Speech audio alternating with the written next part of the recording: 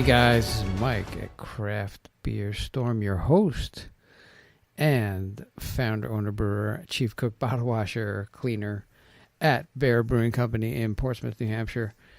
I hope you're enjoying our Craft Brewers Conference podcast that we're giving you. Several of the past podcasts we've put together a bunch of sound bites from people and also at-length interviews. And we got another at-length interview with Marty Ochs. He's from Brew Pipeline and Guest Brewer. They're doing some good things for brewers around the country, working to get product to different areas in the country that wouldn't normally happen, but they're making it happen. So he has a lot of experience in the industry and knows a lot of people.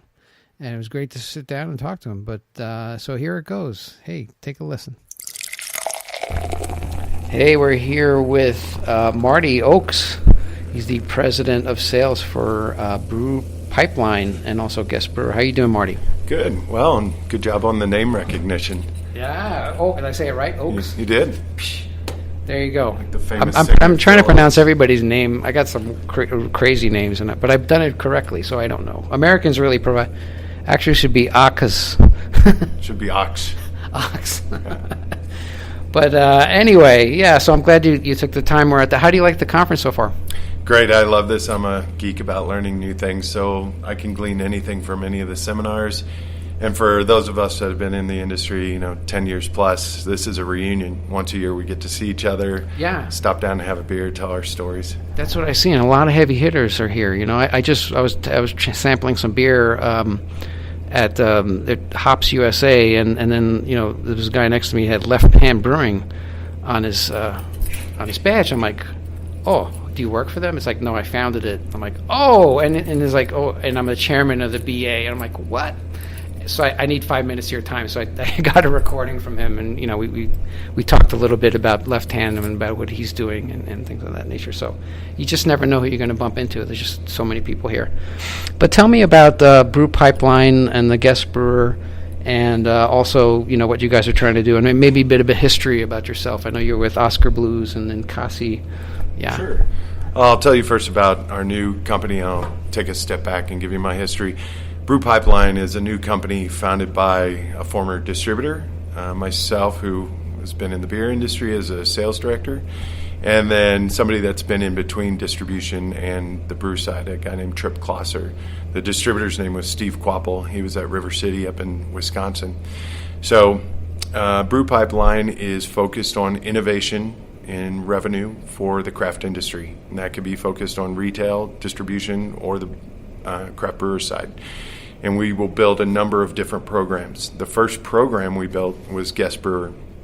Guest Brewer is focused on taking recognized brands that have a history of accolades or they have some sort of buzzworthiness about them, and we extend their reach into new markets for short periods of time. So we pulse distribute throughout the nation through a pre-sale mechanism, land their beers in for delivery, and then we take them out. They don't have distribution after that. So for the brewer's side, it gives them a chance to either test new markets without a major investment or to use up capacity that they're sitting on in their tank space. For the distributor side, we know that regional brands have been declining in sales outside of their own territories. But as they get a new brand into that territory, it does very well, but it only does well for about 6 to 9 weeks. So the distributors have been losing revenue in all those regional brands. The only time they make that up is when a new brand comes in for a short period. So we've found a logistical means to manage that process and basically manage rotation nation.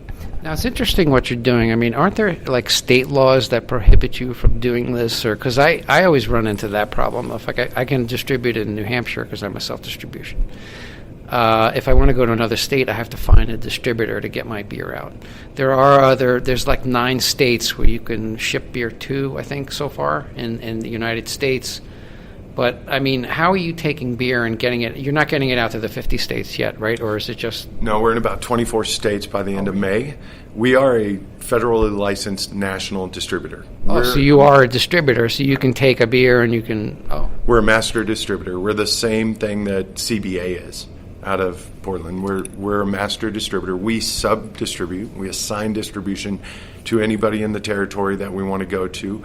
So in Northern California, we work with 3 independent groups, Morris, Musseter, Delta Pacific. And throughout the Pacific Northwest, it's the GAB network. We have Bud and Miller Coors houses throughout different states. We sub-distribute, but as we assign each brand, we use state law that shows compliance, or that we're compliant with releasing each brand. So I actually go through the same process any distributor's done any time in their past when they've released a brand, meaning they don't like them anymore, as if they're not doing well. We follow the same state laws that they've done, and we outright release them. Now, that's disruptive to this process. Mm-hmm. Most people want to keep those franchise rights. We're saying we don't want them. We'll give them back to you, and if our program has allowed you some success and you want to go back to the state for a long term, get married for a long term with our sub-distributor, not with us. Okay, so you're just kind of, you're helping the process along. But also, I mean, do you have to be certified by each state, or you just have these sub-distributors? They're the ones that are certified, and that's how it works, or I don't know? Well, we have a license to be able to distribute anywhere in the nation. And it doesn't matter state by state, or? Each state has laws, but instead of us going in and trucking and warehousing, we have a sub-distributor that already does that. Okay. Plus, they know each market a lot better than we're going to know. Mm-hmm. So they're our partner.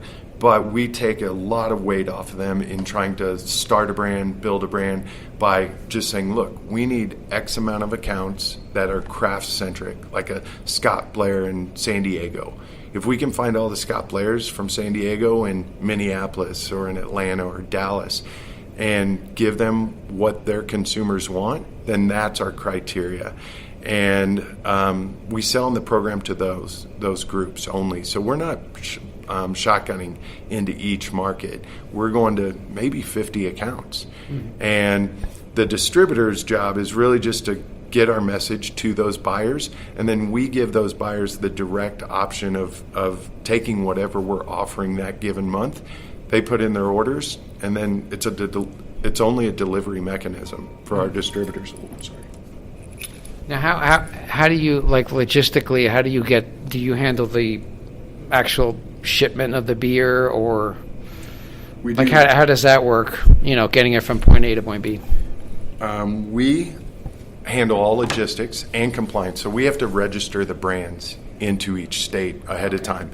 So just as if any brewery were starting into a new market, you have to meet whatever state compliance laws there are.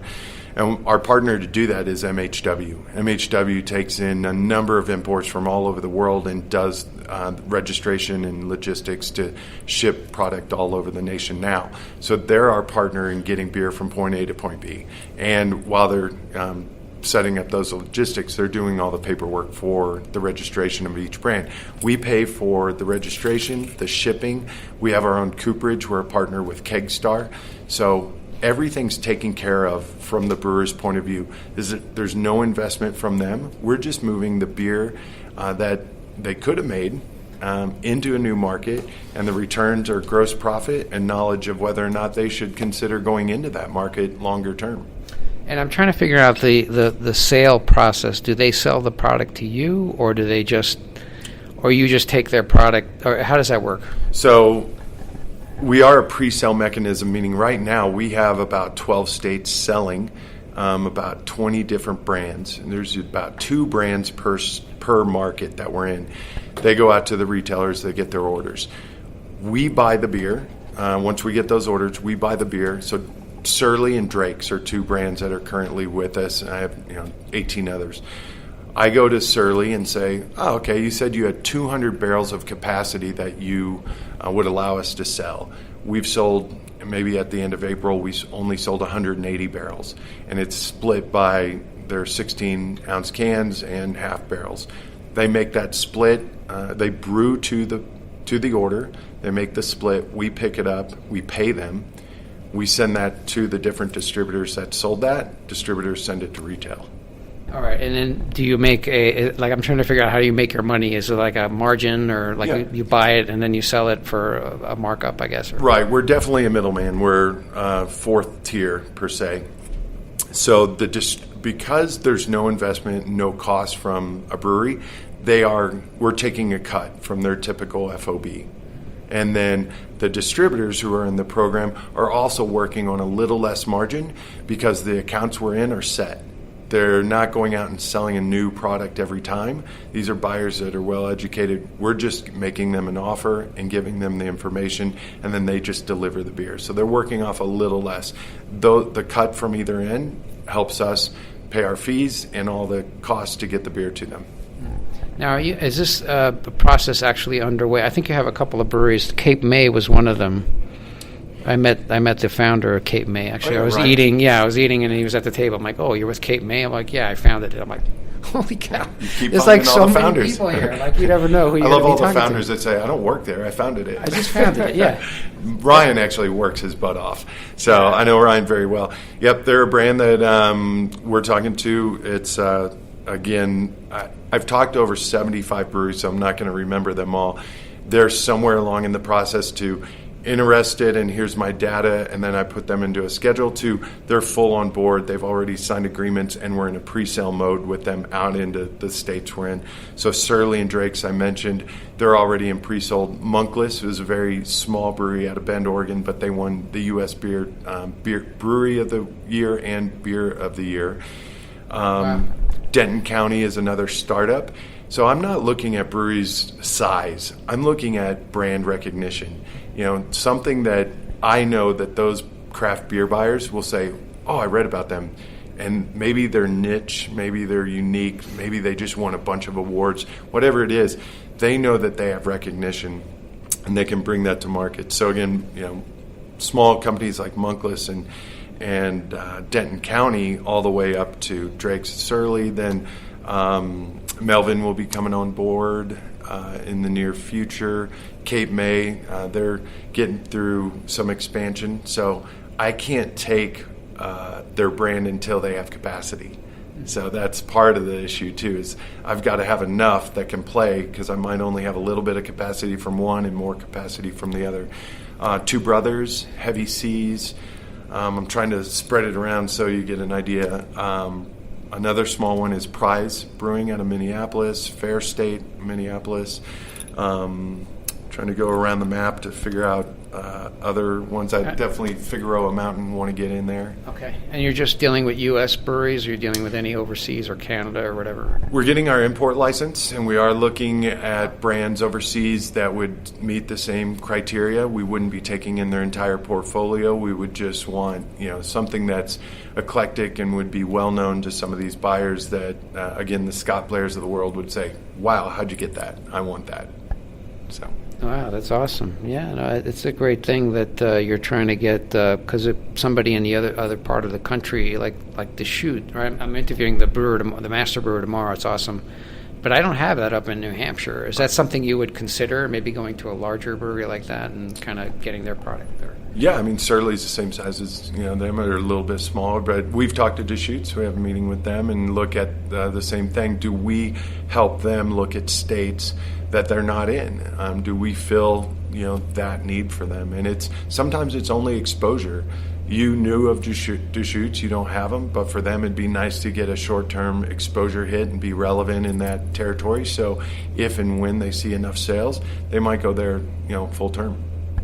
Wow, that's awesome. So you're facilitating the whole process, and I bet you a lot of breweries, the regional breweries, are getting pinched. And I was talking to Bart about it, Bart Watson, and they want to go some breweries just go nuts and they do 50 states and then they collapse because it's just so much to handle. Green Flash. Green Flash, right.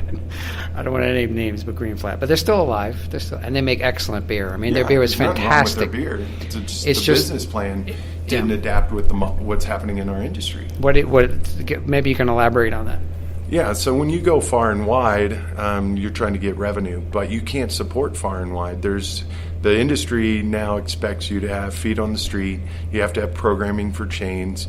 You've got to be able to directly sell into chains, so you need a key accounts manager. Those positions are highly skilled and expensive positions to fill. And having people in every state, every market is just not sustainable. So the regional brands are getting pinched also because the rise of the local. You know, I live in Portland, Oregon. I have now the Starbuckization of breweries. I have one on every corner. They're my neighborhood brewery, and they self-distribute to the next mile or two outside of their building. And because of that, they don't need anybody from Chicago coming into my neighborhood. We've got enough breweries to fill in. That doesn't mean every one of my bars and every one of my breweries wouldn't want to host a guest like Two Brothers from Chicago. They'd say, okay, I don't want you to live here, but I'd love to have you as a guest. And that's the role that we're filling. And we hear that from the consumers, we hear from the buyers, and we hear from the distributors. And it's a great way, I guess, for a brewery to test an area, right? You don't know, like if they get a distributor sign up, they got to pump a lot of beer out, go into an area, and like you said about the salespeople, if you don't have boots on the ground, doing the tastings, selling the product, it's just going to be a SKU that's there for the distributor, but nobody's going to sell it. That's exactly right. One aspect of this, again, might not be the main focus for every brewery, but Surly's definitely looking at the Northeast. We are their conduit to test every market, to at least start a relationship, right, to get some data back from those key buyers as to the velocity, as to the qualitative input from their consumers, what works and what doesn't. And it either raises their expectations or lowers them, and then adapts to make a strategy as to what they should do. So instead of just going full board, I'm going to launch into New England, and the cost it would take and all the the expenses, they don't pay anything. They get to do this months in, months out, get data, and then go through that process of talking to those distributors, setting a long-term goal to enter in and make it more sustainable. Mm-hmm. Yeah, I guess that's the best way to do it. Instead, I was talking to Bart about it too. Like a lot of people just throw a lot of money at a 30-barrel system, and they get a distributor. And we're going to be in 8 states, and they make the beer, and it doesn't sell that well. And then the distributor's like, what's going, like the brewer's like, what's going on? We need to move this beer because I have my loan to pay for the bank. Mm-hmm. And then they don't move the beer, and they get in arguments with the distributors, and then the bank comes in and takes all the equipment away. That's pretty much what I've seen, right, when I'm doing these things. There's a lot of incredible beer, like Green Flash, like my friend Mike at the Commons, who went under in Portland, and a few others that just went under in Portland. The beer is not the issue. 5 years ago, Bart was on stage at the beginning of CBC, and they were talking about what's changing in the industry. And it was like, if you don't have quality beer, please get up and leave. We'll give you your money back. And we were at the height of just growth of breweries, and the expectation is great beer, period. Yeah. Well, now, in the last 3 years, I've seen this, is the equal to that is your business knowledge. At the end of the day, I hate to take away the passion that we have for the brands and the beer that we make. This is a business. Absolutely. And that's it. These are nuts and bolts business acumen. If you don't have it, you're not going to survive. No, I agree. I say that all the time. And like, dudes, you can't just like throw hops and water and make a beer and this is awesome, we're going to sell a load of it. It's a business. Yeah, you can make unicorns come out. If you don't know how to sell it, and you don't know how to manage your distributors, yes, work through the chains, deal with consumers, and Bruce Dickinson yesterday said it best. We have fans. And I got to go out with them last night. It's awesome. Oh, you did? I wish your podcast could see my pictures. So I wanted to at least get a picture with him, and I couldn't. So we would go out and we're talking about his past and his entry into beer and how different it is for him, and it's not as easy as all the other things he's done even. And it's not just fans. We have people that are emotionally attached to our brands. And we've got to manage that. So in order to do that, on the business side, you cannot show your business sense. The structure behind the scene has to be solid. What's out front is Disneyland. Yeah. And, whatever right, my story is, they have to emotionally connect to that. Right. But that being said, the business side, if there's no structure, that story collapses in a heartbeat. Absolutely. Yeah. So that's the big thing we're in right now, and we're just a business side of that. We manage what's taken place, which is Rotation Nation. It's been, in fact, I spoke about it 3 years ago here in CBC. That was my topic with Scott Blair, and we talked about how do you survive it. And I said, you don't. You either learn to manage it or you get out of the way because you're going to get run over. You know, there's more and more bars going to rotation than not. So we found a way to manage it. Right. So, in terms of your, like, what kind of beer do you like? What kind of styles do you like? I always ask people. Yeah, I've gone into heavy lager mode. I love the crazy different types of lagers that have come out. How creative can you be with the lager? And this, again, I'm not in production. I know enough, but if I tried to make these beers, I would ruin it and I'd be out of business, right? So, I love people that can creatively play with a lager because you can't hide a lot of things. And as much as I love IPAs, and I didn't stop drinking IPAs, you can hide a lot of deficiencies in your beer with IPAs. What do we do? Let's throw a shitload of hops in. Yeah, it'll be okay. They won't taste this anyway. So, I'm really into different types of lagers. I get to work with the first craft brewery out of Nicaragua, and they made a unfiltered Keller Pils. Now, that's a pretty traditional German type beer, right. But the way they made it and what they have about it is just unique to them, and I love that. So, and then on the flip side, any kind of German-style Pilsner, maybe with an American nod, I'm really enjoying those. That's been my kind of go-to lately. That's what Bart was saying, I guess. It was encouraging a lot of people looking for more crisp beers and also dark, which I'm like, yes. We do like our beers are made with Irish barley as the base, and our number one seller in the tap room is a stout. Yeah. But if you bring a stout to a restaurant, they're like, it's dark, man. I'm not going to sell this thing. Well, I would say my second beers are somewhere between stouts, porters, and some sort of darker beer.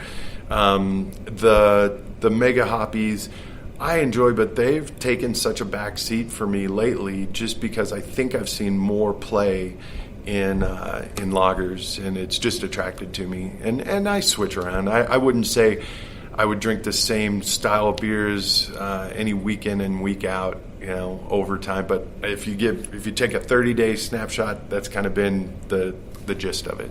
And a lot of it's trending. Like last night, I went to Brew Talks.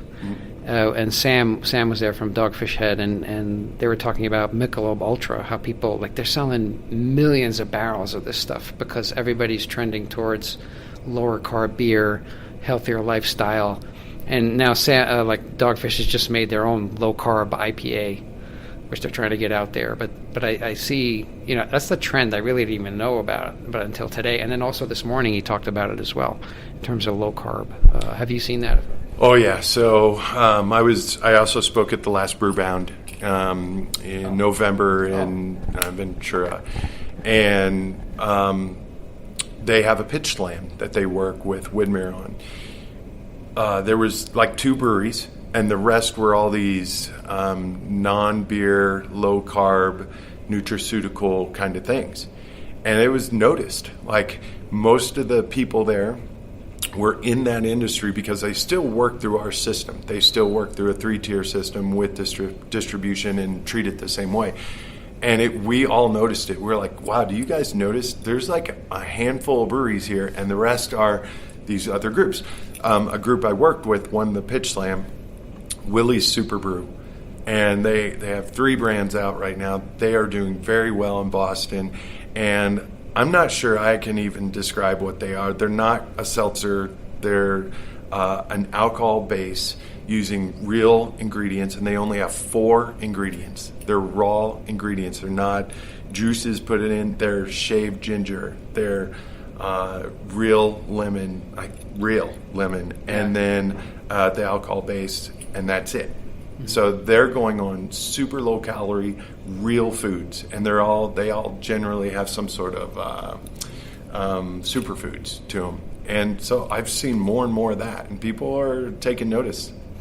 Have you noticed also, I do the craft brew news every Friday. We do like 3 podcasts a week, and then I've noticed a lot of cannabis stories, like cannabis-infused beverages. Mm-hmm. What do you think about that in terms of mixing of? I think it's going to be bad. Like if they start mixing cannabis and alcohol, I don't know. Yeah, I've seen the guy from Blue Moon. Yes. Just put that out. He just started, yeah. From, not that I know a lot about cannabis or anything. I'm just saying. I don't know. But I know that if you mix them, it's not a good thing. That's the thing. Flavor profiles of what I would imagine from their oils into beer, I don't see it, but I know people are on the cannabis kick, and more and more stores and more states are around. Now, how you infuse that into beers that taste well, I don't know how long their shelf life would be. It could turn into a vegetative gross mess in a hurry. I don't know, but I'm open to it. I'm not going to poo-poo on it before I see it take off. Personally, my interest is not there. It just sounds like a horrible mixture. I don't know. I just... whatever, people can do whatever they want, but it's coming, and a lot of the larger breweries like Molson Coors, Constellation, like they're pumping billions with a B. Yeah. Like they're getting these cannabis growers in Canada, pairing them up with breweries here, and they're just pumping billions of dollars into it. So. Oh yeah. I don't know at the end of the day that they'll mix them with beer drinks, but they might find other type of drinks like these seltzers that came out and so on. They might find a mixture there. I'm sure they're covering their bases. They're doing a shotgun approach, and they'll see what sticks, and it may just revert back to just plain old cannabis is just fine as is. I'm not sure you do need to mix it. That's like I do mix whiskey and beer, but it's called a back, Right, yeah. So so what are you going to do? All right. Hey, well, I'm glad that you stopped in. We connected, and we talked about your new endeavor. How can they get a hold of you? How can people get a hold of you if they're interested in Brew Pipeline and then also the Guest Brewer? Yeah, brewpipeline.com. We're on Instagram, Facebook, all the tweeters. I'm looking at our PR managers here, so I'm trying to figure out all the points of access that they can get. At Guest Brewer. At Guest Brewer, thank you. At Guest Brewer, yeah. And then... I guess if they go to the website, they can probably, from there, they can kind of... Right, there's a portal for not only anybody to just send us a message, but breweries, if they're interested, they can go in, they have to give us their basics, and, why do they meet this criteria? What does Scott Blair want? If I go in and tell him I've got your brewery, what brand is he interested in? So give me something like that. We don't take your portfolio. We take a recognized brand that I can extend your reach. I'm not a day-to-day distributor to help you beachhead into a new market. So we're unique. We're a small channel, but we are managing the Rotation Nation. Yeah, it's interesting. So I'm glad I talked to you. Yeah. That's great. Well, thanks for having me, and thanks for this great podcast. No, and thank you. Thank you for being here. Awesome. Yeah. Thank you. Well, keep it up. Yeah, that was Marty Ochs of Brew Pipeline and Guest Brewer, doing some good things. Sometimes people want to buy a brewery and they want to put a whole bunch of equipment in, and they want to brew a whole bunch of beer and just have mega plans to get it to 20 states. Do it slow. Use Brew Pipeline. They can get your beer into test areas in different states and see if it sells, right? You never know. You start working with distributors and you send them a bunch of beer, everybody's happy, everybody's psyched, and then the thing doesn't move, and you're stuck. But this way you can get your beer out, through Brew Pipeline. They will assist you because they have a bunch of distributors around the country, and they can be strategic about it. Get it out there because it's a business, right, guys? You don't make beer and just get it out and it automatically it sells. It's just you have to figure out where the market is, what works, what kind of beer works for, trends. These freaking beer industries, like every 6 months is like a new thing, right? Used to be crazy IPAs. Now all of a sudden, Brewers Conference, crisp lagers. Also dark, which is awesome because we have a lot of dark beers, stout, and we have our cake, Oreo-infused Java Porter. If you haven't gotten some of that, get to Portsmouth and get some. But that is our, that was Marty, and that great stuff, a lot of experience. And, if you like what we're doing, you like our podcast, we're trying to bring you the best, please go on iTunes, give us a rating, give us a review. It's the only way we get up in the rankings, and it would mean the world to me if you could do that. Give us a rating, tell a friend, tell 10 friends, spread the word. Because we're trying to give you the best, as I said. And, we're getting up there. A lot more downloads coming month to month as we see. We're growing, which is awesome. And we're just going to keep going. We got 3 podcasts out a week. We got Mondays. We have we interview a brewer, mover, shaker in the industry. On Wednesdays, we do beer styles. We go down the GABF list, Great American Beer Festival list of beers, and we just take one style per week, and we just expand on it. What kind of grains, what glass to serve it in, examples, good stuff. And then Friday, we do craft brew news, where we go over the latest news in the beer industry. It's a drama. It's a freaking soap opera. So stay tuned for that. And I've learned a lot, man. Reading these stories and just talking to these individuals in the industry, really quality individuals, like Marty and others. We've got heavy duty brewers, and I hope you enjoyed today's podcast. And stay tuned. We're continuing our Craft Brewers Conference interviews on Friday. So stay tuned. Take care.